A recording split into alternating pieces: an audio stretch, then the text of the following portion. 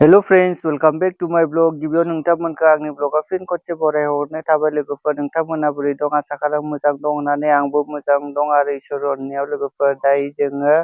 जों माने आं आरोना मा मावनो नागिरदों नोंथांमोनखौ देखायलांसै आरो आंनि दैलांनि बिराद मैला जानानै दं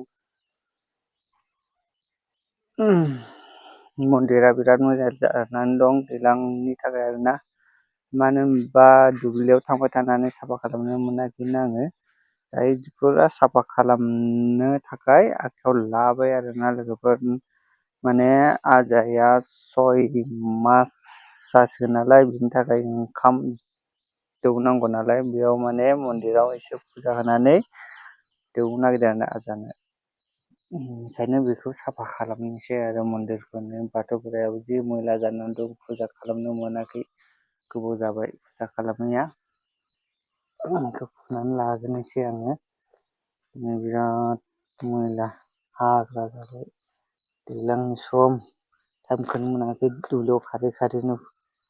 फुजा खालामनोबो टाइम मोनाखै साफा खालामनोबो टाइम मोनाखै दायो बेखायनो दिनै साफा खालामनो नागिरबाय आरो आङो समबाराव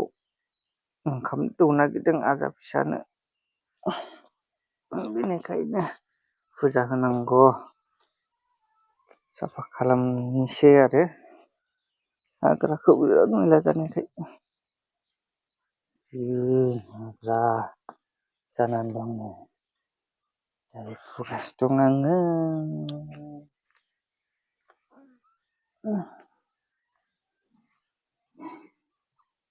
हाग्रायाबो मा हाग्रा बिराद खिलिदों आरोना मा होनो नैबे थुलसियानो खिलिजोबदों नै थुलसि फिसा खिलिजोब्बाय लोगोफोर नायबाय थादो आंनि ब्लगखौ जोबजासिम अननानै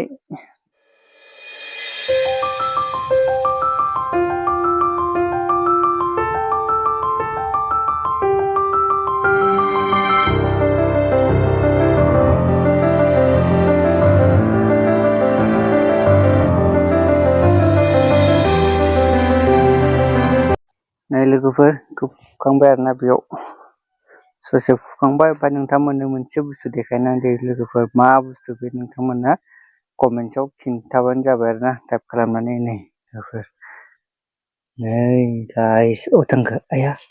बेयावनो दं माथो नै नुबायना लोगोफोर नै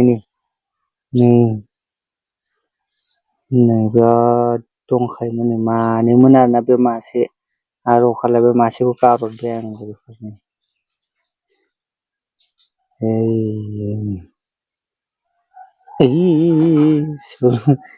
गारहरनोसै आङो जा गिखागोन दहायनो नै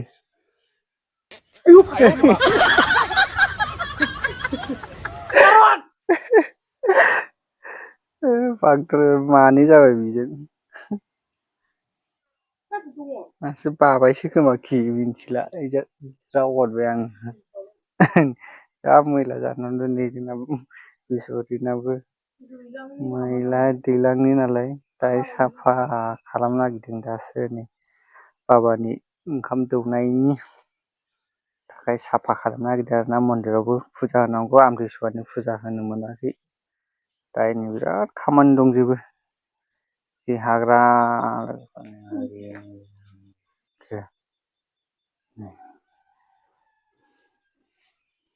नै लोगोफोर दायो मोजां जाबायना नै साफा जाबाय फुखांजोब्बाय जोङो बुरिजों बोरायजों सानैजों साफा खालामबाय नै लोगोफोर दायो समबाराव फुजा होनांसिगोन आरोना रेडि जानानै नै रेडि खालामना दोनखाबाय दायो नै जोंना प्रथम थायदों नै लोगोफोर दालिम थायदों थाइसे थायदों आरोना थाइनैमोन थायनायाथ' ओमफ्राय थाइसेया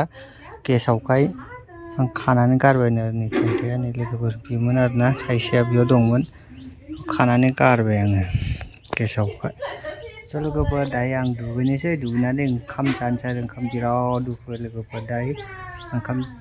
जानोसै आरोना दुगैनानै लोगोफोर दायो दुगैनानै लाग्रोनोसै आङो लोगोफोर दुगैखांनानै ओंखाम जानो जिरायबाय आङो ओंखामा नै जोंना जेबो गैया अदाव मा मोननो आलु बाथोन आलु एवनाय ना गोरान बाथोन सामब्राम गोजा लाबाय ओमफ्राय जा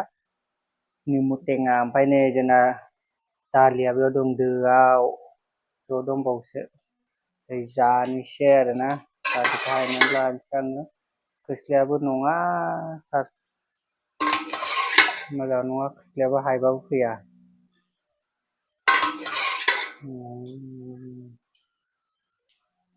खोस्लियानो जाया जोंना आइजों जागासिनो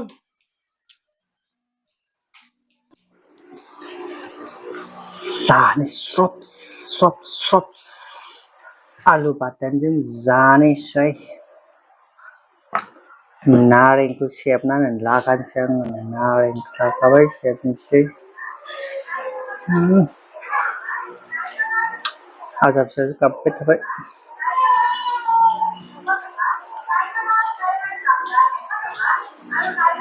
आनन्द बाजार फैदोंलै आनन्द बाजार जानोसै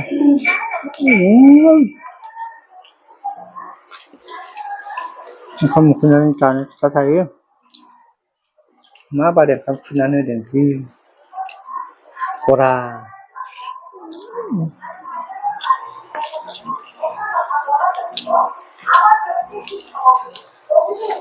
Yes.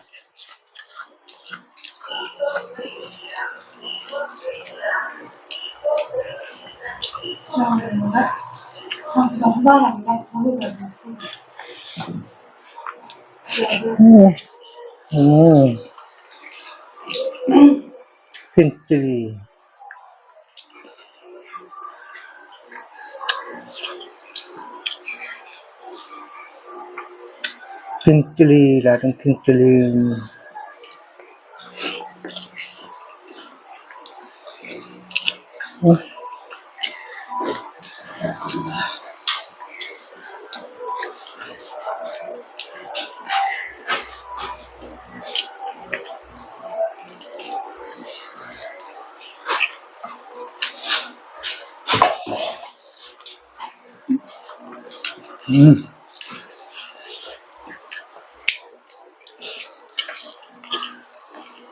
Yes.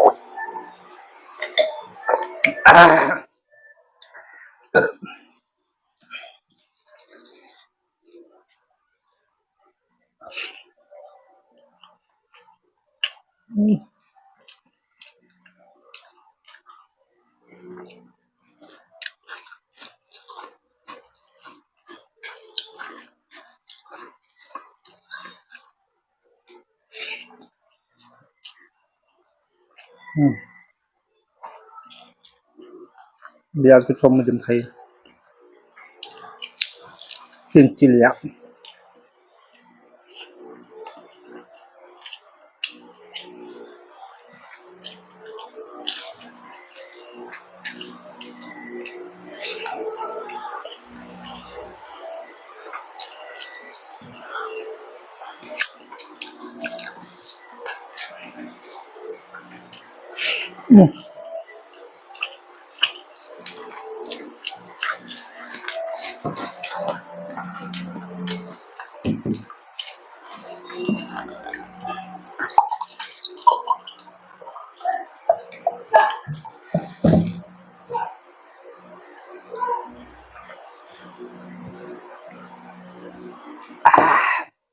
दै गुसु बांद्राय गुसु जादों बरफ जानायसो दैयाबो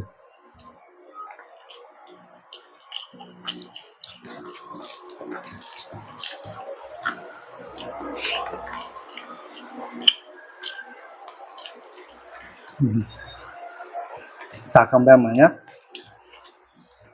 जाखांबाय ओंखाम जानोसै जानोखौ बांद्राय जाबा गोलाव जागोन ना भिडिअ'आ बेखायनो बेयाव दोनथ'बाय आरोना आं जानायावनो नेक्स्ट भिडिअ'आव लोगो मोननोसै ससेयाव